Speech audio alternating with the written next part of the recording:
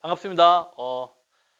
아, 정말 코로나 사태 때문에 이렇게 온라인으로 만나 뵙게 돼서 한편으로는 참 너무 안타깝고 너무 어색하고 평소에 이제 이 자리에 여러분들과 같이 했었는데 지금은 이제 혼자서 이 빈 교실에서 정말 이 수업을 진행하려고 하니까 너무나 낯설고 또 쑥스럽고 근데 언젠가는 또 이런 이제 이 시대를 대비해서 또 이런 수업도 익숙해져야 되지만 하여튼 여러분들도 마찬가지고 선생님도 마찬가지인데 참 쉽지 않은 이런 상황을 좀 슬기롭게 잘 대처해 나갔으면 좋겠어요.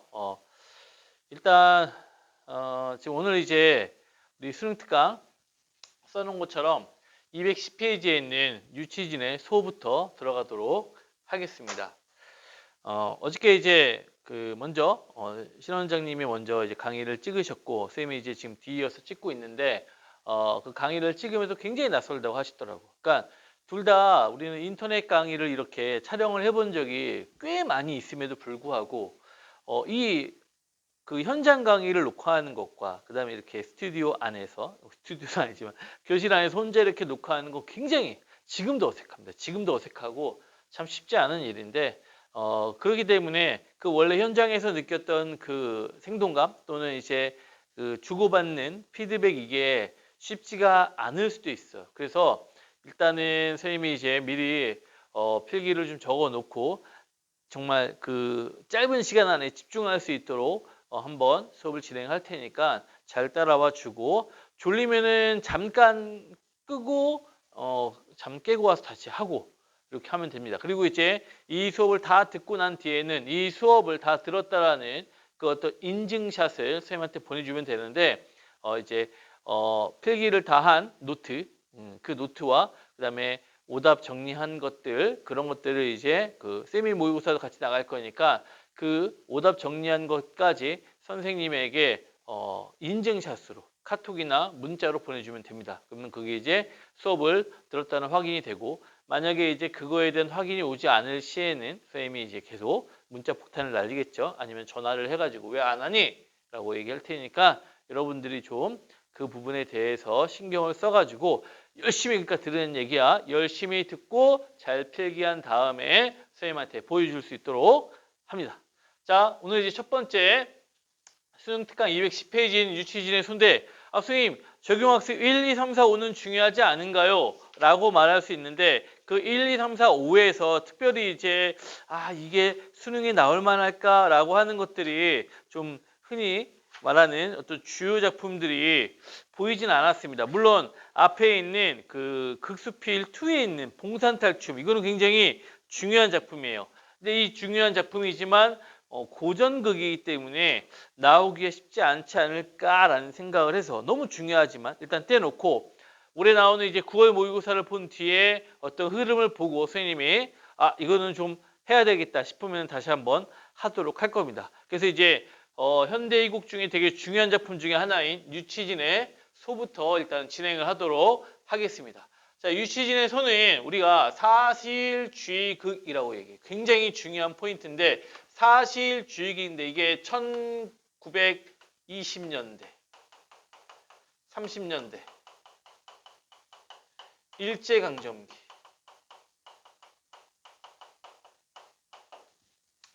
우리 민족의 현실을 다루고 있는 현대 희곡이 1920년대, 30년대 일제강점기를 다루고 있다.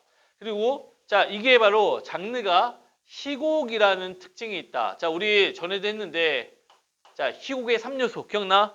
자 희곡의 3요소 떠올려 봐봐. 자 또 이상한 소리 하지 말고 막 저기 뭐야 희곡의 3요소 그랬더니 또 인물 사건 배경 있다는 소리 하지 말고 웃는 놈 있지 지금. 자 희곡의 3요소는요. 해설, 그 다음에 대사, 그리고 지시문입니다. 자, 배운 기억 나지? 해설, 대사, 지시문 이 세 가지인데 해설에서는 바로 인물, 그 다음에 무대 소개 이런 것들이 나오고 대사는 우리가 총 세 가지로 나눈다. 세 가지. 자, 뭐지? 대사의 세 가지. 자, 생각해봐요. 뭐요? 자, 그렇지. 대화, 독백, 그리고 방백. 요 세 가지. 그 지시문에서는 지시문은 또 두 가지로 나뉘죠. 무슨 지시문과 무슨 지시문? 기억나니? 어? 기억나 안 나? 또 까먹고 있지 또. 자, 지시문은요. 자, 무대 지시문과 행동 지시문으로 나눕니다.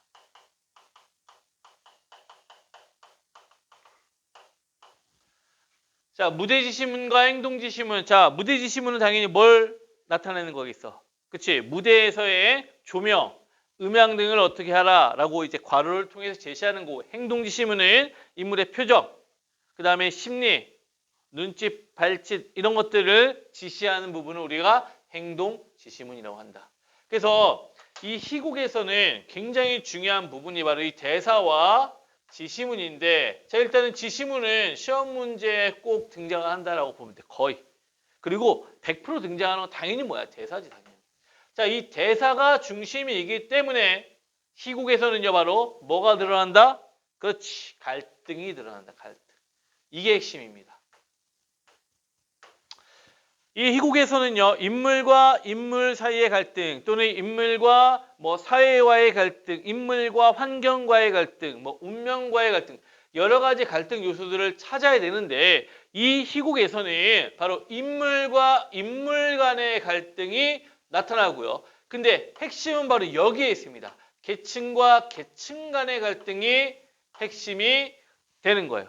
계층과 계층 간의 갈등의 핵심, 이걸 일단 이제 선생님이 읽으면서 이제 해줄 거고, 그러니까 일제강점기 우리 민족의 어떤 현실 중에 어떤 계층과 어떤 계층의 갈등이냐, 이런 것들, 인물과 인물 간의 갈등. 자, 이걸 이제 우리가 3번에서 전체적인 흐름을 가지고 좀 파악을 해 보도록 할게요. 자, 일단은 국서와 국서처 부인이죠. 이 두 사람이 이제 여기에서는 농민, 우리가 말하는 이제 흔히 말하는 소장농의 대표적인 인물이죠. 그러니까 부부는 일심동체라고 처는 거의 국서의 어떤 편을 들게 돼 있습니다. 그리고 많이 따르고 있죠. 이 국서는 굉장히 이제 농부로서 열심히 살아가고, 그 다음에 농민으로서의 그 삶을 굉장히 뭐랄까 보람되게 일하고 있던 사람인데, 일제강점기를 살아가면서 어려움이 많았겠지. 당연히 이제 힘든 상황에는 어떤 일을 하느냐, 뭐 어떤 일이라기보다는 농사를 지으면서 힘든 시기가 왔을 때는 돈을 빌리게 됩니다. 지주에게 이제 미리 돈을 빌리고 그 돈을 이제 농사를 지어서 갚는 이런 어떤 역할들을 하게 되는데, 이제 그게 이제 밀리게 되는 거야. 그게 이제 밀리다 보니까 지주가 어느 날 찾아와가지고 언제 갚을 거냐 막 얘기를 하는 거예요. 자, 그걸 뭐라고 하면 도지라 그래, 도지. 그래서 도지를 언제 갚을 거냐라고 막 얘기를 하는데, 그러니까 지금 뭐 갚을 수가 있어요, 갚죠. 그래서 요번에 농사를 다 지어서 어떻게 갚아 드리겠습니다. 그게 벌써 하루 이틀이냐, 뭐 밀린 게 얼마나 많지 않느냐라고 하니까 하여튼 최대한 빨리 갚겠습니다. 라고 얘기를 했더니 이제 가다가 소를 본 거야. 지주가 이제 이 사람들이 소를 본 거야. 딱 봤더니 튼실해. 저거를 좀 가져가면 좋겠다고 약간 눈독을 들였던 거죠. 그래서 이제 눈독을 들이는 장면에서 약간 불안감을 느꼈습니다. 그때 이제 자, 말똥이와 개똥이가 두 아들인데, 두 아들은 어떻게 보면 철이 없어요. 그나마 그래도 말똥이는 철이 있고 개똥이는 완전 철이 없는, 철딱서니가 없는 거야. 말똥이는 이름이 어떻게 이렇게 지었는지 모르겠지만 이 귀찬이가 왜 이름이 귀찬이냐면은 엄마가 이제 낳았는데 딸 낳았다고 귀찮다고 해서 귀찬이로 지은 거야. 참 이름을 그쵸? 이렇게 지은 거야. 그래서 귀찬이가 있는데 이 귀찬이를 말똥이가 좋아했단 말이야. 근데 이제 귀찬이 집에서 너무 이제 가난하다 보니까 돈이 없어서 일본인에게 귀찬이를 팔게 됩니다. 그래서 이제 귀찬이가 일본으로 건너가게 되었는데, 그거를 이제 돈을 주면은 다시 찾을 수가 있어. 그래서 말똥이 귀찬이를 너무 사랑하니까 귀찬이가 결혼하고 싶다 해서 이 아빠한테 소를 팔아서 그 자금을 마련해 달라라고 얘기를 한 거예요. 그랬더니 이제 이 결혼을 위해서 결혼 자금을 마련해달라 그랬더니 아빠는 그럴 수가 없다. 어떻게 이 소를 파느냐? 이 소는 우리 집안에 막 어쩌고저쩌고 막 얘기하면서 또 팔 수 없다고 얘기하니까 말똥이는 막 짜증이 나고 막 화가 나는 거지. 그런데 이제 이 개똥이도 와가지고요. 아버지 제가 이제 만주로 요번에 가서 한탕 하겠습니다. 근데 그러려면 자금이 필요합니다. 그 자금으로 소를 팔아주십시오. 그러니까 이제 또 이게 뒤지게 맞는 거지. 얘는 욕 처먹고 그냥. 그래가지고 자 얘한테도 소를 줄 수 없다. 근데 문제는 둘 중에 한 명이 이 말똥이한테는 어떻게 보면 이게 너무 중요한 일이야. 그 부모로서는 자식이 결혼한다는데 어떻게 해줄 수가 없잖아. 그래서 이제 엄마의 설득으로 인해서 아빠도 곰곰이 고민을 하다가 이제 결심을 하게 됩니다. 바로 뭐냐? 이제 형의 이 동생의 어떤 조언도 있었고요. 자, 이 형이 그래서 이제 뭐 하려고 그러냐면요. 소를 팔기로 결심을 해요. 와, 이건 정말 대단한 결심이야. 소를 팔기로 결심합니다.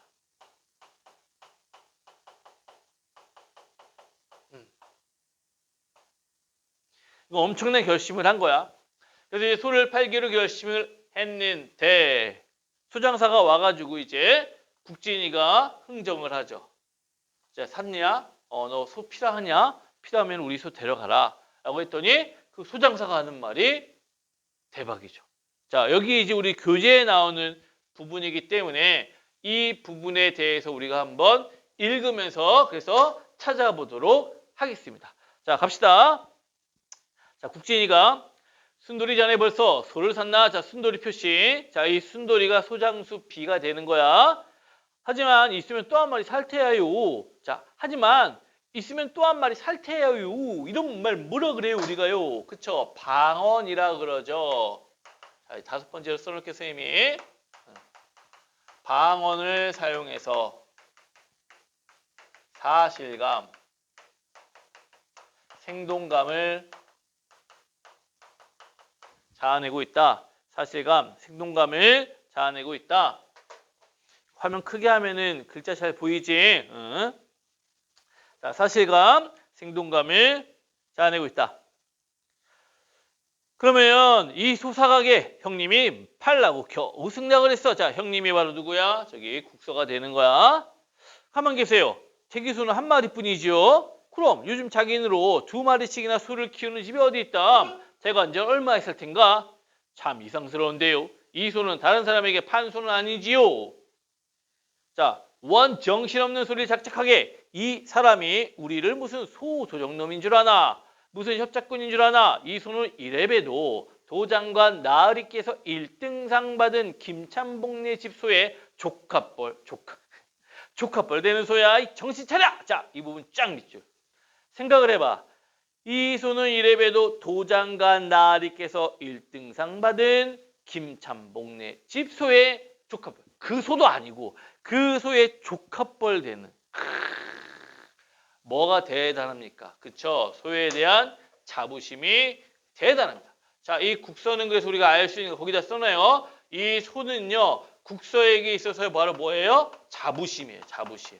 그러니까 이 소를 팔기로 했다는 거는 엄청난 일이었다니까. 말도 안 되는 일이야. 그 자부심이 어마어마한 거예요. 그래서 이제 여기에다가 선생님이 써놨는데, 자, 소의 상징적 의미 중에 국서에게 있어서는 소는 가족과도 같은 존재인과 동시에, 그래서 정신적 가치를 했지. 가족과도 같은 존재인과 동시에, 자, 자부심의 대상입니다. 자부심의 대상. 자부심의 대상. 자부심의 대상이 되는 겁니다. 자, 때. 그러게 당최 원 엉터리 없는 소리지. 이 밝은 세상에 누가 한번 판 물건을 제곱쳐 팔아먹는다. 자, 이제 처가 동조를 해주죠. 네. 그렇게들 노고할 게 아닙니다. 나도 들은 데가 있어서 하는 소리야요. 누가 그러는데 대기소는 벌써 팔렸다고 그래요. 그래서 하는 소리예요. 자, 거기 별표 칠게요. 자, 소장수 B의 역할.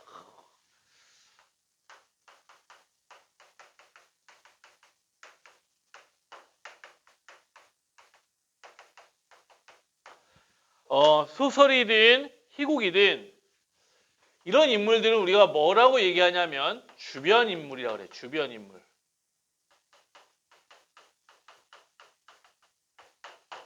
자, 주변 인물이라고 하는데 이런 주변 인물의 기능이 굉장히 중요합니다. 자, 대다수의 주변 인물의 기능들이 어떤 거냐면은 제일 많은 게 뭐냐면 정보 전달의 역할이야. 역시 마찬가지로 소장수 B의 역할도 뭘 제공했어요? 정보를 제공했습니다. 그런데 문제는 이 정보가 정말 엄청난 정보였지. 뒤에 문제를 잠깐 한번 볼래? 자, 문제를 보면 문제도 나올 정도잖아, 이게. 자, 2번 문제입니다. 2번 문제. 자, 2번 문제 봐봐. 자, 소장수 B의 역할로 가장 적절한 것은 그랬잖아. 그치? 자, 봐봐. 정보 제공하는 거 어디 있어? 자, 어디 있어요? 자, 있지? 정답은 4번이야. 그래서 등장인물들이 모르던 정보를 제공하여 여기까지 중요하고 그 다음에 잠재되어 있던 인물 간의 갈등을 표면에 드러나게 한다. 이게 중요한 거지.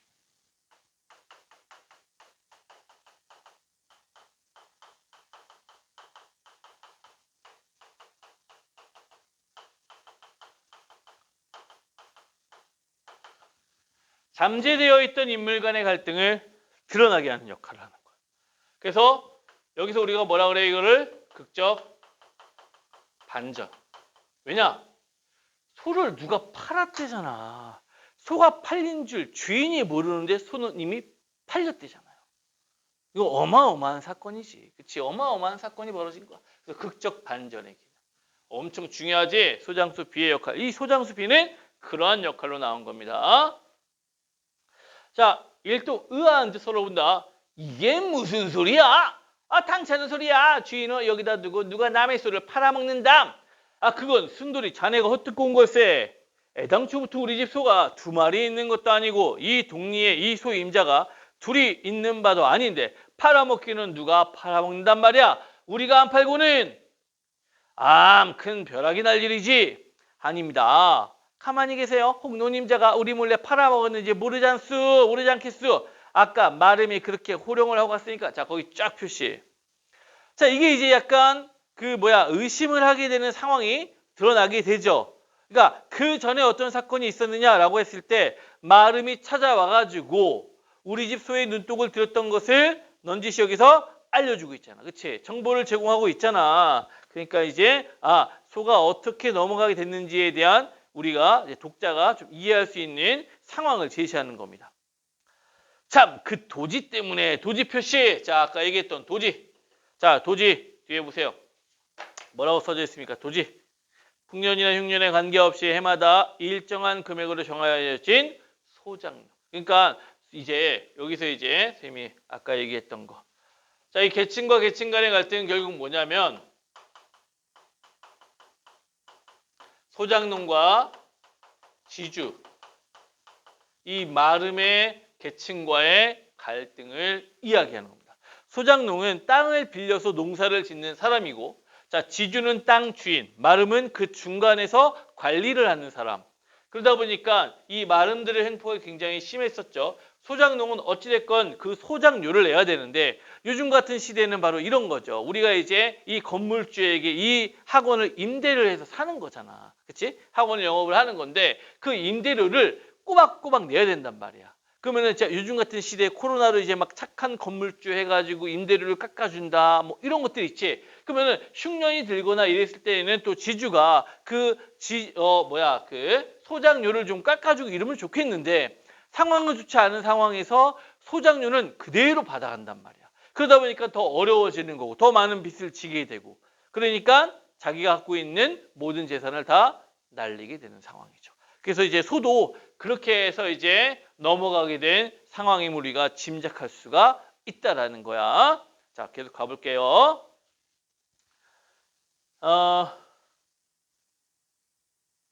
자, 소장수 B에게 여보게 들은 대로 이야기해주게. 누가 그런 말을 하든가. 응? 순돌이? 나는 자세한 말을 못 들었어요. 그저 소를 샀다는 사람만 알아요. 누군가 제가 언제 그거 대주게 샀다는 사람을 대주게. 우리 소전에 드나드는 쇠뭉치는 녀석이 샀다던가. 좌우가 내게 말해준 사람도 어찌된 일인지 자세한 사정 이야기는 모릅디다. 이거 원둔이 있어도 콧대 먹힐 놈의 세상이로군. 눈 뜨고 코 베인다 그러지 아주 그냥 정신없이 당하는 걸 얘기하는 거야. 에게 참치시 코칼 노릇이로구요. 응, 알았어. 자, 적실히 이것은 누님자의 소유하여 그 밖에 남의 소유에다가 손댈 사람은 없거든요. 자, 여기 표시. 자, 국진이는 이제 소임자래. 노님자가 이것을 했다라고 의심하고 있는 거죠. 그렇죠? 그러니까 이미 상황을 파악을 한 거예요. 그러니까 굉장히 똑똑하고 이 어떤 상황 파악이 되게 뛰어난 인물임을 알 수가 있습니다. 국서가 말덩이더러 놓아요. 이놈아 나가거라! 소는 그의 너놈 때문에 날려버리고 말았다. 이 빌어먹을 놈 왜 아까 마름한테 덤볐어? 자, 표시. 왜 아까 마름한테 덤볐어? 자, 이것도 이제 아까 어떤 사건이 있었던 거지. 마름이 찾아왔을 때 말덩이가 마름에게 대들었던 겁니다. 자기 집 소를 이제 막 눈독 들이고 이제 도지 내놓으려고 하니까 말동이가 열받아가지고 이제 싸웠던 거야. 근데 이제 그것 때문에 소를 가져갔다라고 아빠는 지금 판단을 하고 있는 거죠.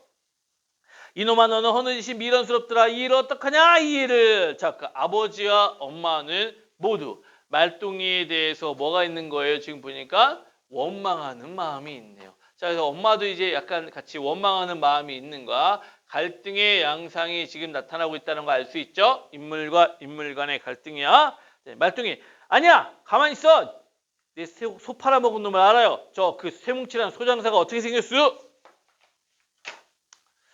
젊은 머리 깎은 녀석이지. 좀 뚱뚱하고 머리를 깎고 그렇지. 이놈을 내가 죽여버릴 테야. 네가 아니?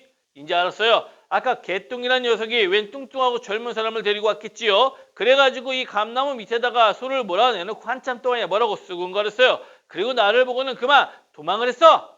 그럼 그건가 봅니다. 아무러면 보란땡 굴뚝에서 연기하려고요. 대장 저런 육실을. 자, 여기에서 또 다른 정보가 나왔네. 자, 그러면은 개똥이도요. 누굴 만난 거야? 또 다른 소장수를 만난 거지. 소를 팔려고 했습니다.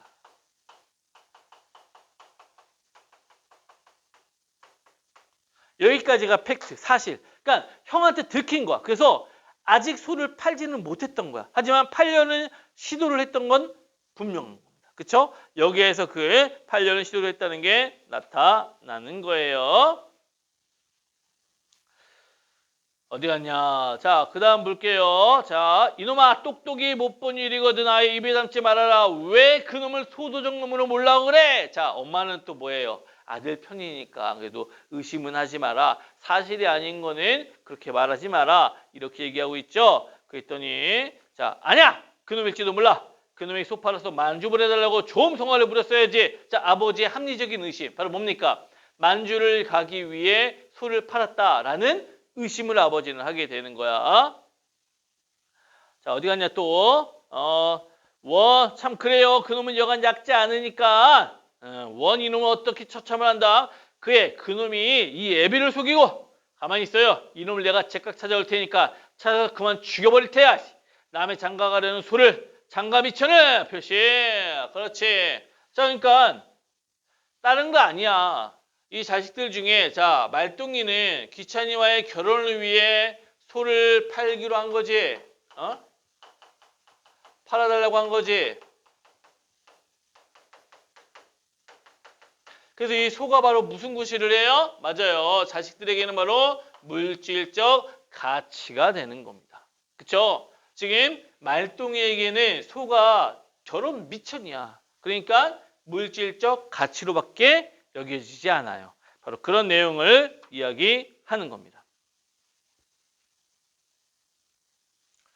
자, 중량 밑에 자, 개똥이가 만주 간다더니 왜 이 지경이야? 그래서 국서 내가 지금 온 것은 다른 게 아니라 아까 말해두고 간 그 도지 때문에 왔는데 이런 판에 말하기는 안 됐지만 잘 듣게. 나는 집에 가서 이렇게 생각하고 왔네. 자네가 묵은 도지를 아직 못해다 갚는 바에야 내가 저 소를 몰고 가도 무방한 일이라고. 어때? 그러는 게 피차의 말썽도 좋고 앞일을 봐서도 좋은 일이 아니겠는가? 아니, 자, 쇠뭉치야! 쇠뭉치? 라고 부르는 소리에 일동 의아한 듯이 서로 얼굴을 본다. 자, 소장수 시더러 이놈아! 이 쇠뭉치야! 저 소를 몰고 나가거라! 네가 쇠뭉치로구나! 응? 뚱뚱하고 머리 깎은. 이게 무슨 짓이오? 남의 소를 두고 미리 소장사고 흥정까지 하고 와서 일 없네. 자네 작은 아들이 이 소 흥정하려다가 못했단 말을 내가 듣고 얼씨구나고 쫓아온 걸세. 남의 소를 임자 몰래 팔아먹는 법이 어딨다? 구경하는 사람들 중에 그런 법은 없지. 자, 이건 뭐냐면은 사람들이 이제 이 어떤 이거 말도 안 되는 현실이잖아, 그치? 일제강점기에 말도 안 되는 이런 비극적 현실에 대한 소극적인 어떤 저항의 모습이 드러나죠. 돈을 내놓고 법을 찾게 그것이 정당한 일세. 소장소 씨가 소를 몰아내려는 것을 떼밀어 버리고 비켜! 이런 악착스러운 옷이 어디 있어? 솔랑은 마구간에 넣어놓고 따져봐! 하면서 소를 몰고 집 들어간다. 그러니까 한마디로 뺏기지 않으려는 노력을 하고 있다는 걸 볼 수가 있겠죠. 그럼 이제 이 뒤에 이제 내용이 어떻게 되느냐? 결국에는 어떻게 될까요? 맞아요. 마름이 소를 가져갑니다. 도지 대신에 소를 가져가는 거야. 자, 그럼 소를 가져가니까 소를 팔지 못했으니까 돈은 없겠고 돈이 없으니까 말똥이는 귀찬이를 잃겠지. 귀찬이는 일본으로 팔려가게 돼요. 그럼 이제 말똥이 입장에서는 귀찬이가 사라졌으니까 어때요? 눈에 뵈는 게 없지. 생각해봐. 너희들이 사귀는 여친 또는 남친이 어느 날 갑자기 팔려갔어. 사라졌어. 이런 상황에서 제정신인 사람이 어디 있을까? 정신을 차릴 수 있는 사람이 어디 있을까? 없지? 그래서 말똥이가요 지준의 집에 가고 불을 지릅니다. 그리고 그 불을 지른 통에 소는요 다시 집으로 되돌아옵니다. 알겠죠? 말똥이는 잡혀간 거고 소는 되돌아오고 이러면서 이제 이 희곡의 내용은 끝이 납니다. 결국 일제강점기에 아주 지극히 사실적인 내용을 우리 민족의 비참한 현실을 바로 계층과 계층 간의 갈등, 즉 인물과 인물 간의 갈등도 중요하지만 여기서의 포인트는 바로 계층과 계층 간의 갈등이었던 거야. 소장농과 지주 마름 간의 갈등을 통해서 우리 민족, 농민들의 어떤 아픈 현실을 드러내고 있었다라는 거야. 그래서 작품 제목인 소라는 그 소의 상징적 의미가 그래서 중요한 겁니다. 바로 이 소는 우리 민족, 농사를 짓기 위한 필수 수단인과 동시에 국서와 자식들에게는 각각의 어떤 의미가 달랐어요. 국서에게는 가족과도 같은 정신적인 가치였다면 자식들에게는 물질적 가치, 자신들의 이익을 위한 물질적 가치였다는 거고 또한 이것은 내용상 일제 수탈을 고발하는 기능의 역할도 하고 있습니다. 물론 그 외 다양한 상징성들이 있어요. 근데 그런 것들은 이제 보기를 통해서 활용하면 되고 일단 보여지는 것들은 바로 이런 부분들을 우리가 알 수가 있겠습니다. 자, 어느 정도 내용이 다 정리가 됐지? 자, 이렇게 우리가 정리를 하면 되겠고요. 자, 1번 문제. 윗글을 이해한 내용으로 적절하지 않은 것은 그랬어요. 정답은 3번이었지. 순돌이는 소를 사기 위해 들린 게 아니야. 이미 이 소가 팔렸다는 소식을 알고 있었어. 근데 이제 국진이가 그 이야기를 하니까 소 한번 살려 했더니 이 소 팔린 걸로 알고 있는데? 이렇게 얘기했잖아. 그러니까 소를 사기 위해 왔다는 말은 잘못된 겁니다. 그래서 정답이 3번이 되는 거죠. 자, 아까 나머지 1, 2, 4, 5번은 하나씩 다 설명을 아까 했습니다. 자, 그 다음에 2번은 아까 4번 얘기했고요. 자, 3번 볼게요. 보기를 참고하여 윗글을 감상한 내용으로 적절하지 않은 것을. 자, 원래는 보기 안에 밑에 있는 말과 연결해서 풀면은 없는 것이 답이다라고 했지. 근데 얘는 약간 특이하게 어디에서 답이 걸렸냐면 앞에 있는 내용에서 답이 걸렸다고 보면 돼요. 정답이 3번이었는데 자, 봐봐. 개똥이가 만주로 떠나버린 건 그랬어. 근데 개똥이는 아직 떠나지 않았거든. 그러니까 이미 여기서 틀렸던 거야. 그리고 만주로 떠나려던 이유는 바로 궁핍한 삶에서 벗어나 새로운 삶의 터전을 찾기 위한 것. 물론 이렇게 볼 수 있지만 개똥이의 마음속에는 이거보다 더 큰 게 있어요. 바로 뭐예요? 일확천금을 누리는 거야. 그러니까 이 삶이 너무나 힘겨워서 어쩔 수 없이 떠나는 게 아니라 이 삶을 어느 정도 얘는 나름대로 뭐 이렇게 힘들게 살진 않았어. 하지만 더 큰 욕심을 부리려고 일확천금을 누리고 만주로 떠나가려고 했던 겁니다. 아직 떠난 건 아니었고. 왜냐? 돈이 없잖아. 소를 팔지 못했는데 어떻게 돈이 못 가는 거지. 자, 그럼 2번 잘 봐요. 소는 농업을 근간으로 하는 우리 민족에게 있어 삶의 기반과 같은 거. 그러면 이제 거기다 추가할 수 있겠지. 바로 뭐예요? 삶의 기반. 이렇게 보는 거죠. 이게 이제 정리가 다 된 겁니다. 자, 어때요? 소요에 대해서 어느 정도 이제 알게 됐지? 자, 그래서 이제 이게 없으니까 너희들이 없으니까 이렇게 한 작품씩 쌤이 이제 끊어서 갈 건데, 자, 유치진의 손은 여기까지 일단 하고 마치겠습니다. 그리고 이제 다음 작품 이어서 일단은 수업을 할 거고, 자, 선생님이 이제 같이 이메일 주소로 보낸, 그러니까 너희들한테 내가 이제 이메일 주소를 받아가지고 보내줄 건데, 그 이메일 주소로 보낸 쌤이 모의고사까지 풀고, 그 다음에 그걸 채점을 해서 그 오답 정리까지 한 것을 쌤한테 보내면은 되는 거예요. 알겠죠? 네. 자, 잠시 후에 또 만나요.